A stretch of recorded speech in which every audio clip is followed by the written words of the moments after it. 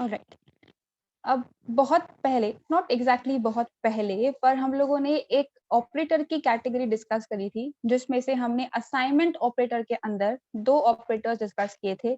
एक था simple assignment operator और एक था हमारा कंपाउंड असाइनमेंट ऑपरेटर।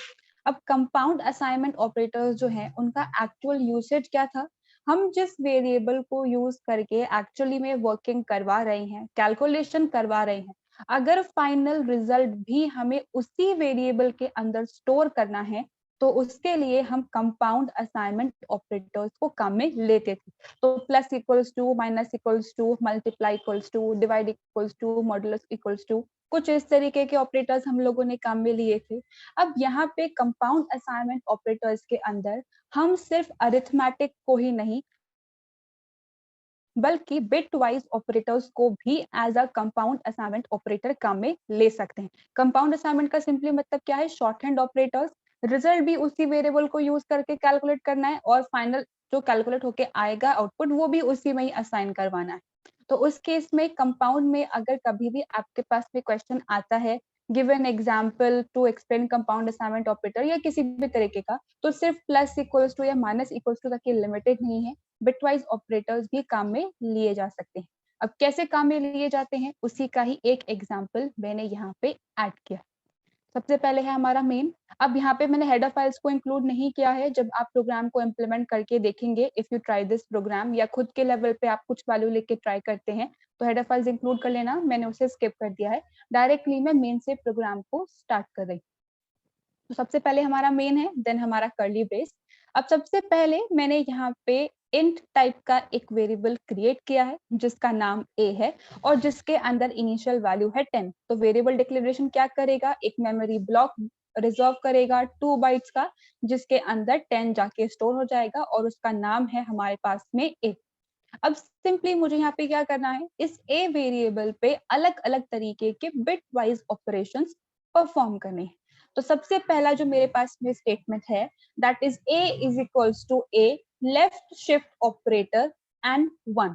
तो यहाँ पे मैंने किया क्या है, मैंने यहाँ पे a वेरिएबल को काम में लिया है, उस पे लेफ्ट शिफ्ट ऑपरेशन परफॉर्म करवाया है और आंसर जो कैलकुलेट होके आएगा लेफ्ट शिफ्ट ऑपरेशन करने के बाद, वो आंसर भी मैंने इस a नाम के वेरिएबल के अंदर ही स्टोर करवा दिया है।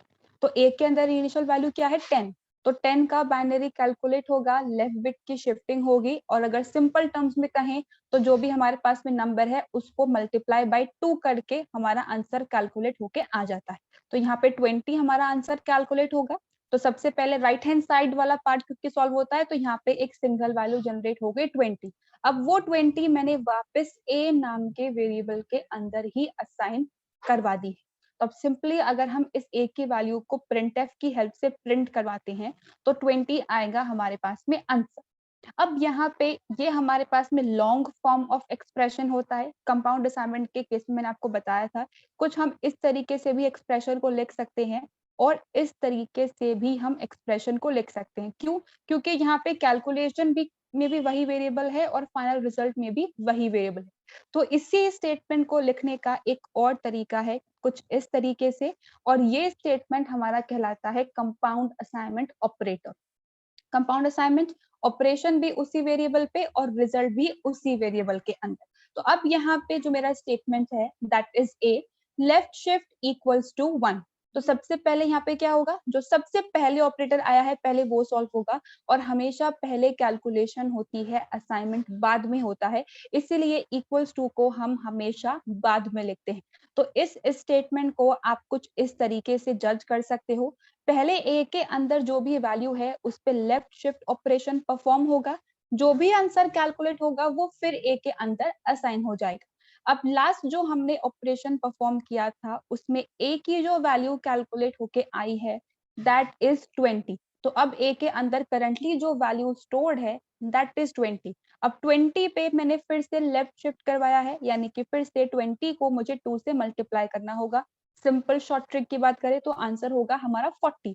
अब ये जो 40 आया है उसे मैंने a के अंदर ही असाइन करवा दिया। तो अब अगर हम a की वैल्यू प्रिंट करवाते हैं with the help of printf, तो will be getting answer 40। Next statement है हमारा A logical and sorry A bitwise and is equals to 10। तो अब यहाँ पे होगा क्या, ए के अंदर जो करंटली वैल्यू स्टोर्ड है, ए के अंदर कौन सी वैल्यू स्टोर है, अभी यहाँ पे हमने कैलकुलेट करी 40 और 10 के बीच में हम लोगों ने बिटवाइज एंड ऑपरेशन परफॉर्म करवाया है। जो भी आंसर कैलकुलेट होके आएगा उससे मैंने ए के अंदर असाइन करवा दिया। तो ये हमारा स्टेटमेंट कुछ इस तरीके से होगा, 40 और 10 के बीच में logical and bitwise and operation, दोनों का बाइनरी कैलकुलेट होगा, बिट बाय बिट कंपैरिजन होगा, दोनों बिट्स अगर हमारे पास में सेम है तो 1, बाकी सारे केसेस में 0। ठीक है, 1 के केस में 1 आता है, बाकी सारे केसेस में 0 आता है। तो अगर हम 40 और 10 पे बिटवाइज एंड ऑपरेशन परफॉर्म करते हैं तो आंसर हमारे पास में आता है 8, और जो भी आंसर कैलकुलेट होके आ रहा है उसे मैंने ए के अंदर ही असाइन करवा दिया है। तो अब अगर ए की वैल्यू प्रिंट कराएंगे will be getting 8 as a answer. अब लास्ट जो मैंने यहाँ पे ऑपरेटर काम में लिया है that is a bitwise not equals to a. तो अब यहाँ पे इस एक्सप्रेशन का मतलब क्या है, मुझे यहाँ पे सबसे पहले ए पे बिटवाइज नॉट ऑपरेशन परफॉर्म करना है, जो भी आंसर कैलकुलेट होके आएगा उसे फिर से ए के अंदर ही असाइन करवा देना है। तो ए के अंदर इनिशियल वैल्यू है 8, ठीक है, 8 पे अगर हम नॉट ऑपरेशन परफॉर्म करेंगे तो अगर सिंपल शॉर्ट और ट्रिक की अगर हम लोग बात करते हैं तो जो हमारे पास में पॉजिटिव नंबर्स होते हैं उनकी काउंटिंग 0 से स्टार्ट होती है। तो 0 से 8 तक अगर हम लोग काउंट करेंगे तो 8 आएगा 9th पोजीशन पे, और अगर नेगेटिव नंबर्स की काउंटिंग करेंगे तो 9th पोजीशन पे आता है -9। तो यहाँ पे अगर 8 पे बिटवाइज नॉट ऑपरेशन परफॉर्म होगा तो आंसर हमारे पास में कैलकुलेट होके आएगा -9। अब इस -9 को मैंने ए के अंदर असाइन करवा दिया। तो जब ए की वैल्यू को प्रिंट करवाएंगे तो यहाँ पे हमारे पास में फाइनल वैल्यू है ए की -9।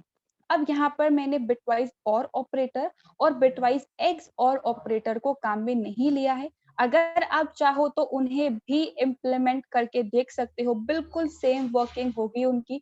इसी तरीके से हम शॉर्ट हैंड फॉर्म में उनको भी काम में ले सकते हैं। तो that is the example of compound assignment operator, जहाँ पे हमने बिटवाइज ऑपरेटर्स को काम में लिया है। इस एग्जाम्पल में किसी को confusion? Now moving to the a kind of very important part that is control construct.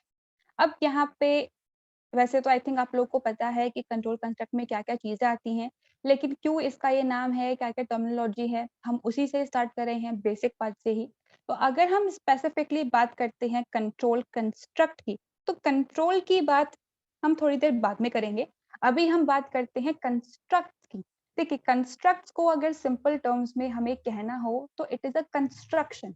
Construction का मतलब क्या होता है, कोई ना कोई चीज हम लोग बना रहे हैं। अब यहाँ पे we are dealing with programming language, तो प्रोग्रामिंग लैंग्वेज की हेल्प से तो प्रोग्राम्स का ही कंस्ट्रक्शन होगा। अब प्रोग्राम्स के कंस्ट्रक्शन के लिए हमें किन किन चीजों की रिक्वायरमेंट है, हमें अलग अलग तरीके के इंस्ट्रक्शंस की रिक्वायरमेंट है। फॉर एग्जाम्पल, जैसे कि मैंने आप लोगों को कई तरीके के प्रोग्राम सॉल्व करने के लिए दिए थे, like simple area of rectangle अगर कंसिडर करते हैं तो उसके लिए क्या क्या चाहिए होगा, हमें लेंथ की जरूरत है, ब्रेथ की जरूरत है, मल्टीप्लाई करके उसका एरिया कैलकुलेट हो जाएगा।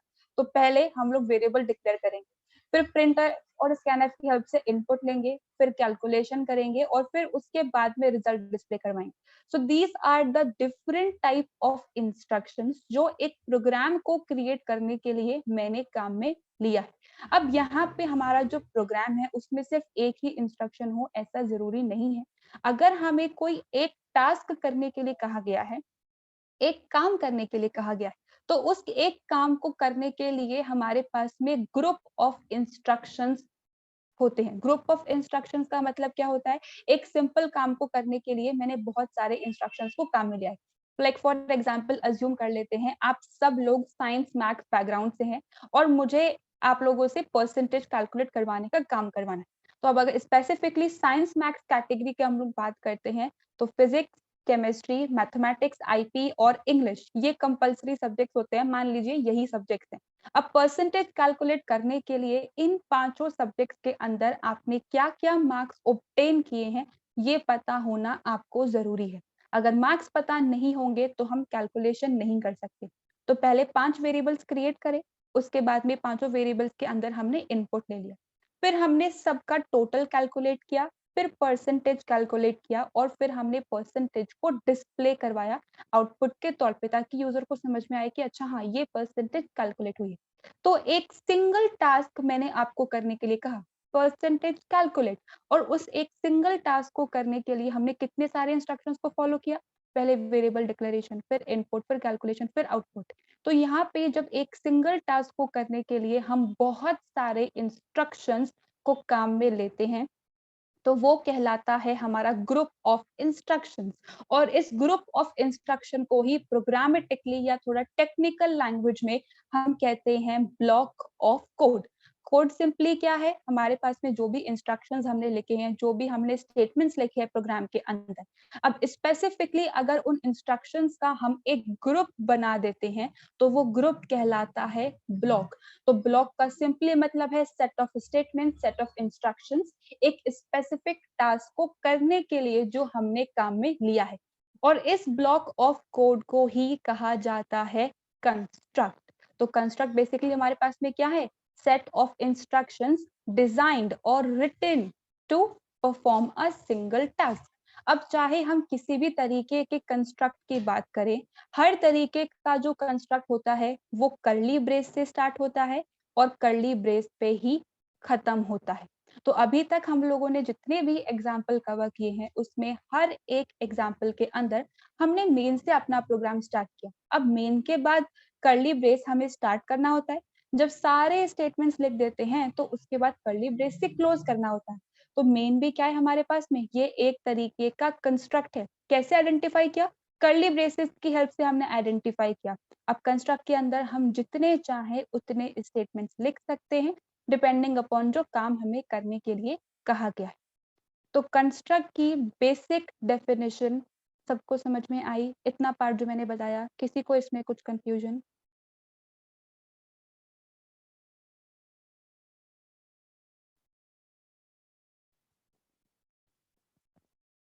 Alright, let's move with the next part then. Next statement जो मैंने यहाँ पे मेंशन किया है, देखिए यहाँ पे पहले तो रियल वर्ल्ड का एग्जांपल ले लेते हैं, उसके बाद में इस स्टेटमेंट की बात करेंगे। फॉर एग्जांपल सबके पास एंड्रॉइड फोन्स है, आजकल तो मेमोरी काफी ज्यादा आने लगी है, लेकिन मान लीजिए हमारे पास में जो फोन अवेलेबल है उसके अंदर 16 जीबी का हमारे पास भी स्पेस है। उसमें से भी 14 पॉइंट समथिंग जीबी ही हमें मिलता है काम में लेने के लिए, बाकी तो ऑपरेटिंग सिस्टम ऑक्यूपाई कर लेता है। अब हम फाइल्स डाउनलोड कर रहे हैं, म्यूजिक, मूवी फाइल्स, एप्लीकेशंस, अलग अलग तरीके की फाइल्स डाउनलोड कर रहे हैं। एक पॉइंट पर हम एक ऐसी सिचुएशन पे पहुंच जाएंगे जहां पे सारी मेमोरी जो हमारे पास में अवेलेबल थी वो हमने कंज्यूम कर ली है। अब उसके बाद अगर हम कुछ भी डाउनलोड करने का ट्राई करेंगे तो हमारे पास में मैसेज आएगा इनसफिशिएंट मेमोरी। तो यहाँ पे हमारे पास में सिंपली एक फोन था, एक स्पेसिफिक मेमोरी थी जिसको हम काम में ले सकते थे। तो अगर मैं यहाँ पे ब्लॉक की बात करूं, ब्लॉक के अंदर अलग अलग तरीके के इंस्ट्रक्शंस काम में ले रहे हैं। तो कितने इंस्ट्रक्शंस आप एक ब्लॉक के अंदर लिख सकते हो, 5, 10, 15, 20, 1000, 1 लाख, 10 लाख, 1 करोड़, कितने स्टेटमेंट्स हम लोग यहाँ पे लिख सकते हैं।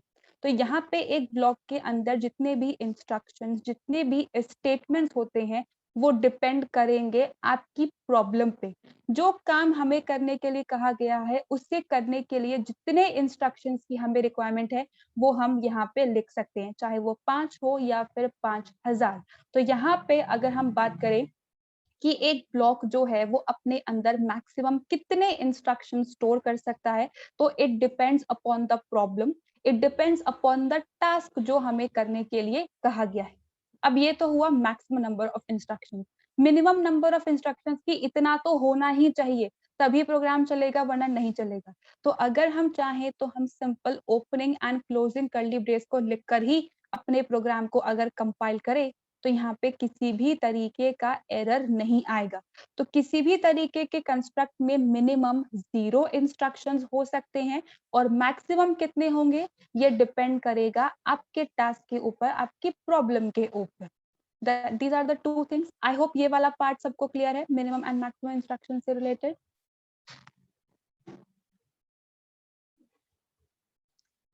Alright, then moving to the next part.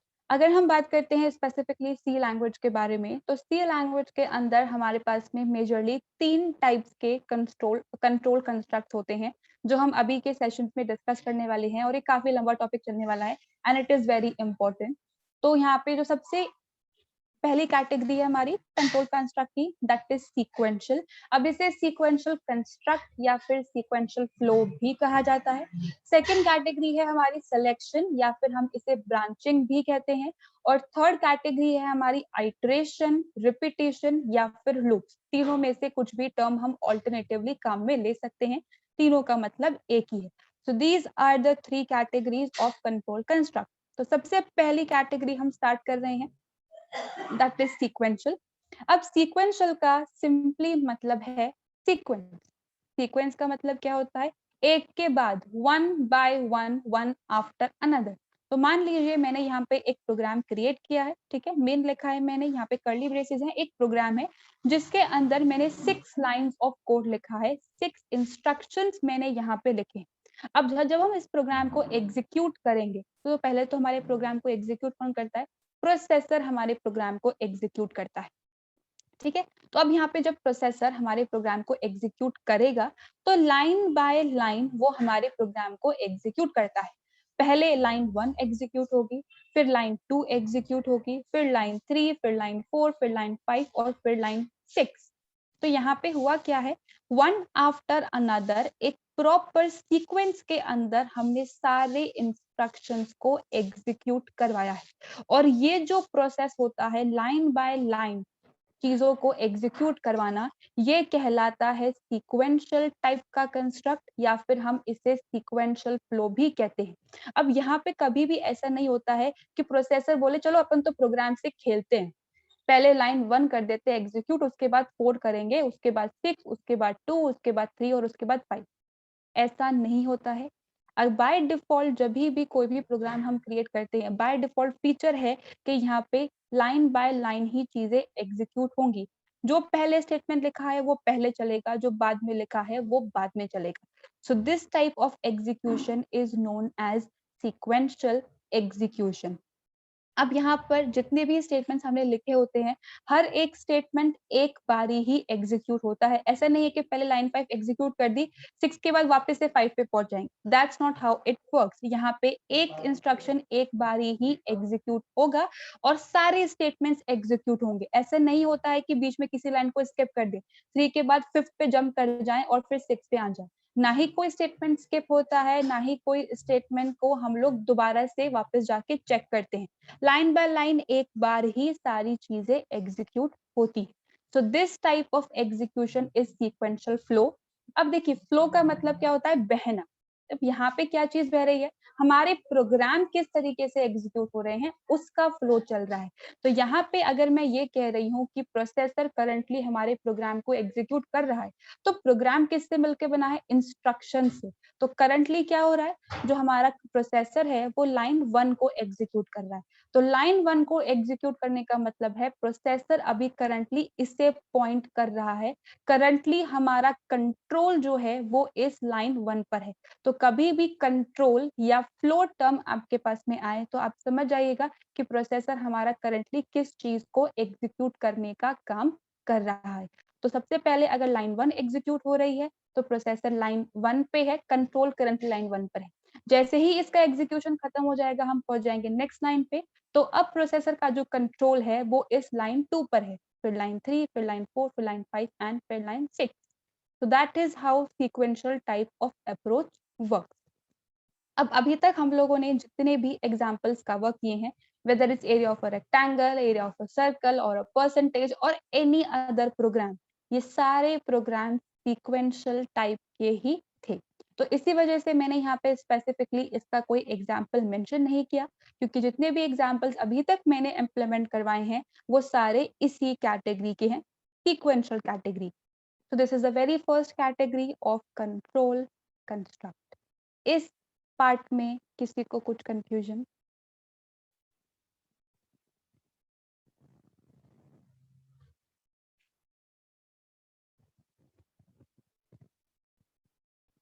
All right, then let's move with the next part. Next type of category, next type of construct जो है हमारे पास में, दैट इज सिलेक्शन और ब्रांचिंग। अब ये क्या है, टेक्निकली इसको क्या कहते हैं, उससे पहले रियल वर्ल्ड का एक एग्जांपल ले लेते हैं। अभी करंटली मैंने जो सॉफ्टवेयर ओपन कर रखा है, जो एप्लीकेशन मेरे पास में ओपन है, दैट इज एमएस वर्ड। अब मेरे बॉस या मेरे सीनियर आए और उन्होंने मुझे कहा कि एमएस एक्सेल पे फलाना फलाना काम मुझे करके दो, मुझे अर्जेंटली कुछ काम करवाना है। तो अब यहाँ पे मुझे क्या करना पड़ेगा, एमएस एक्सेल को ओपन करना पड़ेगा। अब मुझे पता ही नहीं है कि वो कैसे ओपन होता है, तो मैं कितना ही इस एमएस वर्ड पे सर पीट लूं, मैं कितने ही ऑप्शंस चेक कर लूं, मुझे एमएस एक्सेल मिलेगा ही नहीं, क्योंकि वो यहाँ थोड़े ही प्रेजेंट है। तो यहाँ पे हमें क्या करना होगा, हमें स्टार्ट बटन पे क्लिक करना होगा। जैसे ही स्टार्ट बटन पे क्लिक करेंगे तो कुछ इस तरीके का एप्लीकेशन का लिस्ट हमारे पास में डिस्प्ले हो जाएगा। अब ये कैसे सिलेक्शन और ब्रांचिंग से रिलेटेड है, ये देखते हैं। देखिए यहाँ पर एमएस एक्सेल का जो एप्लीकेशन है वो हमें सिर्फ तभी मिलेगा जब हम इस स्टार्ट बटन पे क्लिक करेंगे, क्योंकि यहीं पे सारी लिस्ट प्रेजेंट है। जब तक हम इस स्टार्ट बटन पे क्लिक नहीं कर देते तब तक एप्लीकेशन ओपन नहीं होगी। तो अगर बटन पे क्लिक नहीं किया तो हमारा काम नहीं होगा। तो एक हमारे पास में सिचुएशन आ गई, एक हमारे पास में कंडीशन आ गई कि अगर आपने ए काम किया है तो ही आपको रिजल्ट मिलेगा, अगर आपने बी काम किया है तो ही आपको यहाँ पे इसका आउटपुट देखने को मिलेगा। सेम कंसेप्ट, अगर स्टार बटन पे क्लिक किया है तो ही एमएस एक्सेल मिलेगा, वरना नहीं मिलेगा। तो सिलेक्शन और ब्रांचिंग में क्या होता है, हमारे पास में अलग अलग तरीके की कंडीशंस अवेलेबल होती है। उन कंडीशंस के सिलेक्ट होने पर, बटन के क्लिक होने पर एप्लीकेशन ओपन हो, तो कंडीशंस के सिलेक्ट होने पर जब हम स्पेसिफिकली कुछ कोड को एग्जीक्यूट करवाते हैं तो वो प्रोसेस हमारा कहलाता है सिलेक्शन और ब्रांचिंग। एक बारी फिर से मैं रिपीट कर रही हूँ, सब लोग ध्यान से सुनना। हमारे पास में अलग अलग तरीके की कंडीशंस अवेलेबल हो सकती है, कुछ भी हो सकती है, किसी भी तरीके की कंडीशन। उस कंडीशन के सिलेक्ट होने पर अगर हम कुछ काम करवाते हैं तो वो जो हमारा ब्लॉक होगा, वो जो हमारा कंस्ट्रक्ट होगा, वो कहलाएगा सिलेक्शन या फिर ब्रांचिंग टाइप का कंस्ट्रक्ट। तो यहाँ पे जितने भी हमारे सिलेक्शन और ब्रांचिंग टाइप के कंस्ट्रक्ट होते हैं, दे completely depend on a condition. हमें क्या काम करवाना है उसके लिए अलग अलग तरीके की कंडीशन होगी। अब जरूरी नहीं है कि कंडीशन हर केस में ट्रू ही हो। मान लीजिए मेरे पास में कोई मैंने एक टैक्सी का फैसिलिटी अवेलेबल करवाया है which is specially for girls. तो अब अगर आप एक बॉय हो तो obviously you can't use it, वो सिर्फ गर्ल्स के लिए है, तो ऑप्शनल होगा आपके लिए, आप किसी और दूसरे कार फैसिलिटी को काम में ले सकते हो। तो जितने भी हमारे पास में सिलेक्शन और ब्रांचिंग के कंसेप्ट होते हैं वो कंडीशंस पे तो बेस्ड होते हैं, लेकिन उस कंडीशन को यूज करना है नहीं करना है ये हम चूज कर सकते हैं। इट इज ऑप्शनल, कंपल्सरी नहीं है कि कंडीशन करवानी ही करवानी। It is a optional type of phenomena जो हमें प्रोवाइड होता है। अब सी लैंग्वेज के अंदर हमारे पास में सिलेक्शन और ब्रांचिंग में दो तरीके के कंट्रोल कंस्ट्रक्ट होते हैं और एक ऑपरेटर अवेलेबल होता है। ऑपरेटर की कैटेगरी के अंदर हम लोगों ने 8 ऑपरेटर्स की लिस्ट मैंने आप लोगों को बताई थी, जिसमें से 7 हम लोगों ने डिस्कस कर लिए हैं। एक ऑपरेटर हमारा अब भी बाकी है, दैट इज कंडीशनल ऑपरेटर। अब कंडीशनल ऑपरेटर और दो टाइप के कंट्रोल कंस्ट्रक्ट, कौन से control construct, if and switch, इनकी हेल्प से सिलेक्शन और ब्रांचिंग टाइप के कंस्ट्रक्ट्स को क्रिएट किया जाता है। तो अलग अलग तरीके की कंडीशंस होंगी और उन कंडीशंस के सिलेक्ट होने पर हम कुछ काम करवाएंगे, that is selection and branching. इतनी बात सबको समझ में आई, सबको क्लियर है इसका मतलब क्या है? बिकॉज ये जो टाइप्स ऑफ कंस्ट्रक्ट वाला पार्ट है ये लॉन्ग क्वेश्चंस के अंदर आता है, एक्सप्लेन करने के लिए कहा जाता है, तो थ्योरेटिकल पार्ट भी आपको पता होना चाहिए और यहाँ पे इसको कैसे इम्प्लीमेंट करना है ये भी आपको पता होना चाहिए। आई होप ये वाला पार्ट सबको क्लियर है। All right, then let's move with the next part. अब नेक्स्ट पार्ट में मैंने यहाँ पे आपको ये तो बता दिया है कि कंडीशनल ऑपरेटर और इफ और स्विच ये तीन चीजें हमारे आने वाली है।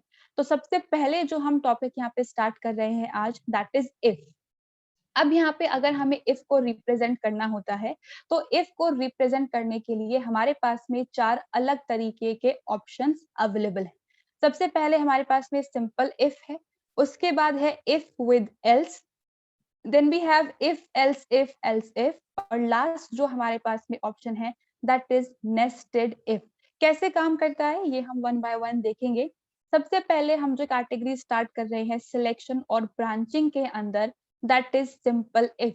अब यहाँ पे हमारे पास में इसका मतलब क्या है पहले वो समझ लेते हैं, उसके बाद एग्जाम्पल हम लोग डिस्कस करेंगे। देखिए सिंपल इफ का सिंपली मतलब इतना सा है कि हमारे पास में एक चॉइस है। चॉइस का मतलब क्या है, जैसे मैं आप लोग को कहूँ कि अगर आप में से किसी ने 90% मार्क्स से ज्यादा स्कोर किया है तो ही उसको ये एक्स्ट्रा प्रिविलेज मिलेगा। अगर आपकी एज 18 से ज्यादा है तो ही परमानेंट लाइसेंस मिलेगा। अगर आपने कुछ एक काम किया है तो ही आपके पास में ये प्रिविलेज है। तो हमें एक चॉइस प्रोवाइड करवा दी। अगर आप ये क्राइटेरिया को फुलफिल करते हो तो ही आपको एक्स्ट्रा फीचर्स मिलेंगे। तो जब भी हमारे पास में सिर्फ एक चॉइस अवेलेबल होती है तो उस एक चॉइस के केस में हम लोग काम में लेते हैं सिंपल इफ। अब यहाँ पे जो चॉइस है उसे रिप्रेजेंट करने के लिए हम काम में लेते हैं एक्सप्रेशंस और या फिर फॉर्मूला। अब एक्सप्रेशंस क्या होते हैं ये हम लोग हमेशा से पढ़ते आ रहे हैं। एक्सप्रेशंस को क्रिएट करने के लिए हम लोग ऑपरेंड्स और ऑपरेटर्स दोनों को काम में लेते हैं। तो यहाँ पे चॉइस को रिप्रेजेंट करने के लिए हम अलग अलग तरीके की एक्सप्रेशंस को काम में लेते हैं। तो किसी भी तरीके का अगर हमें यहाँ पे सिंपल इफ को यूज करके कंडीशन बेस्ड कुछ काम करवाना हो तो उसका सिंटेक्स कुछ इस तरीके से होता है। ठीक है, सबसे पहले हमें यहाँ पे लिखना होता है इफ कीवर्ड, उसके बाद हमें पैरेंथेसिस स्टार्ट करने होते हैं और इस पैरेंथेसिस के अंदर हमें एक एक्सप्रेशन मेंशन करनी होती है। अब अगर ये एक्सप्रेशन हमारी सही होती है, हमारी कंडीशन सेलेक्ट हो जाती है, तभी हमारा जो ये ब्लॉक ऑफ कोड है वो एग्जीक्यूट होगा। तो यहाँ पे अगर आपकी ये कंडीशन सेलेक्ट नहीं होती है तो यहाँ पे हमारा कोड एग्जीक्यूट नहीं होगा। कंडीशन सेलेक्ट हो जाती है तो हमारा कोड एग्जीक्यूट होगा। इसी वजह से यहाँ पे सिलेक्शन और ब्रांचिंग की कैटेगरी को ऑप्शनल कहा जाता है। कंडीशन के बेस पे जो एक्सप्रेशन आपने यहाँ पे मेंशन किया है उसके बेस पे हमारा काम होगा। अगर एक्सप्रेशन यानी कंडीशन जो है वो सिलेक्ट होती है तो काम होगा, वरना नहीं होगा। तो अगर हम रेलवे रिजर्वेशन की सपोजिटली बात करते हैं तो वहां पे ऐसा ऑप्शन होता है, if your age is greater than 60 तो आपको यहाँ पे सीनियर सिटीजन के प्रिविलेजेस मिलते हैं और एल्स आपको नहीं मिलते। तो यहाँ पे क्या है, हमारे पास में एक एक्सप्रेशन है, इफ आपकी जो एज है अगर वो ग्रेटर देन 60 है तो क्या करना है, हमें आपको थोड़ा सा डिस्काउंट प्रोवाइड करना है। मान लीजिए 30% का डिस्काउंट आपको प्रोवाइड किया है। तो कुछ इस तरीके की हमारे पास में अलग अलग तरीके की चॉइसेस होती हैं, अलग अलग तरीके की कंडीशंस होती हैं, जिन कंडीशंस के सिलेक्ट होने पर हम अलग अलग तरीके की वर्किंग को एग्जीक्यूट करवाते हैं। So this is the only theoretical part. Programmatically इसे कैसे इम्प्लीमेंट करते हैं वो हम देखेंगे, लेकिन अभी इस वाले पार्ट में किसी को कुछ कंफ्यूजन है then please read.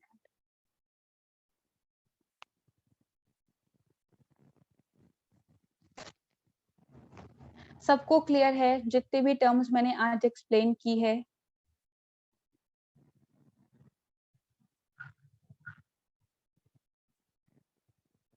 Alright guys, तो आज के लिए यहीं पे पॉज कर लेते हैं, बहुत ज़्यादा नहीं हो जाए। प्रोग्राम वाला जो भी है वो हम लोग नेक्स्ट क्लास से स्टार्ट करेंगे। एक बार डॉक्यूमेंट को आप लोग रीड करना, किसी भी टर्म में स्टेटमेंट में कुछ प्रॉब्लम आती है then let me know. Program इसको कैसे होगा, कैसे इम्प्लीमेंट करेंगे वो हम नेक्स्ट क्लास में डिस्कस करेंगे। ठीक है।